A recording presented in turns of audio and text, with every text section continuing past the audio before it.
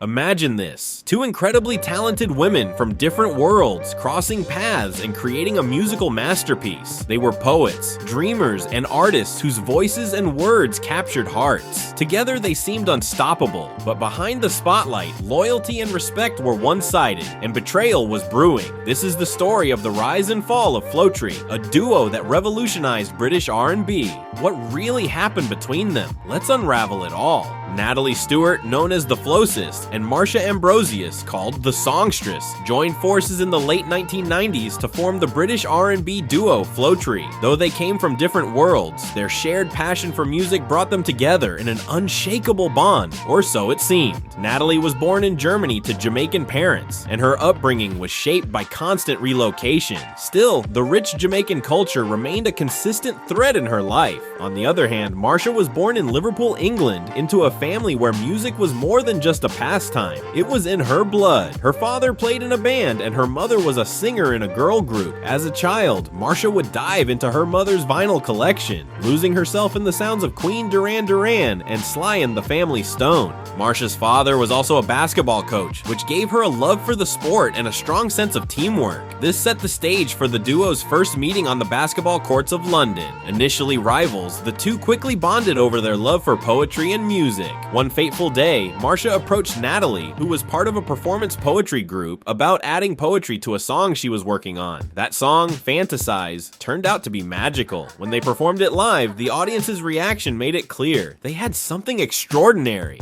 By 2000, with the full support of their families, the duo moved to the United States. They initially landed in Atlanta but eventually settled in Philadelphia, which became their creative sanctuary. One night, after a promoter heard their demo tape, they were invited to perform at an open mic event. Little did they know that the room would be packed with R&B and hip-hop royalty, including The Roots, Jill Scott, Common, and Erykah Badu. From that moment, the duo knew they had found their home. Their debut album, Floetic, was released in 2002 and recorded in just 7 days. It perfectly captured the height of the neo-soul movement. The album included hits like Say Yes, which became their biggest track, peaking at number 24 on the Billboard Hot 100. But behind the scenes, cracks were starting to form. As Marsha's individual talents began to shine, Natalie allegedly struggled with feelings of being sidelined. Things took a darker turn when Natalie's personal life began to impact their partnership. According to Marsha, Natalie was in an abusive relationship that left her in such a dark place that she once confided she no longer wanted to live.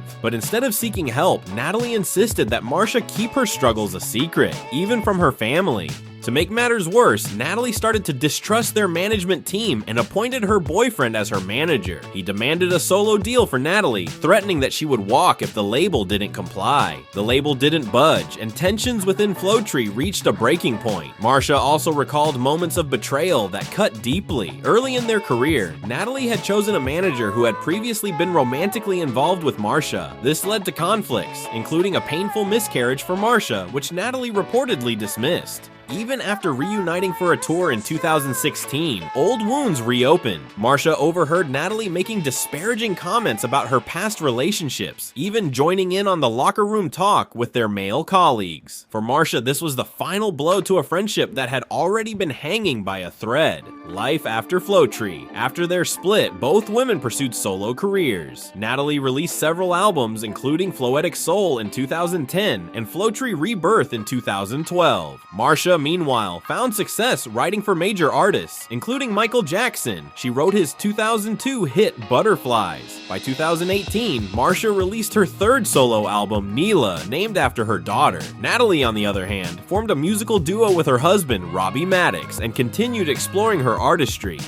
Today, they seem to do certain concerts together, but for the most part, they are pushing their solo careers. Yes, it will never be the Floetry that we all fell in love with, but there are some bits and pieces of Floetry remaining. But in life, there's no telling what will happen. Floetry was a duo that gave us timeless music and poetry, but behind the scenes, their story was filled with tension, betrayal, and heartbreak. It's a reminder that even the most beautiful art can come from messy and complicated places.